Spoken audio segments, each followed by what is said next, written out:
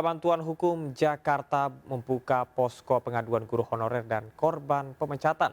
Dari hasil pendataan sementara, sebanyak 107 guru honorer di sekolah negeri telah kehilangan pekerjaan dengan pola pemecatan berbeda-beda, mulai dari formulir digital hingga pemberitahuan lisan.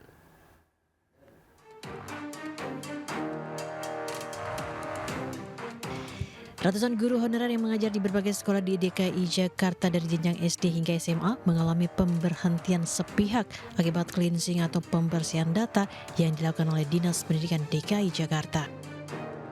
Lembaga Bantuan Hukum Jakarta pun langsung menindaklanjuti pengaduan yang dilakukan oleh sejumlah guru honorer yang menjadi korban pemecatan atau cleansing tersebut. LBH Jakarta juga telah membuka posko pengaduan terhadap guru honorer yang terdampak hingga 24 Juli. LBH Jakarta juga telah membuka posko pengaduan terhadap guru honorer yang terdampak hingga 24 Juli mendatang.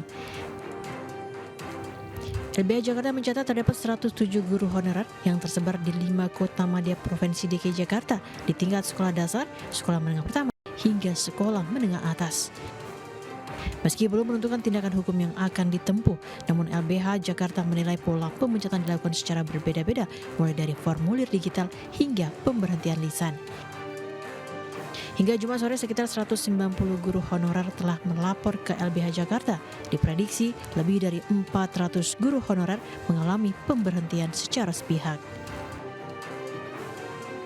Kami akan mengolah terlebih dahulu datanya, kami akan petakan apa yang jadi pola, apa yang jadi pelanggaran hukum dan HAM, dan apa yang kemudian menjadi dampak.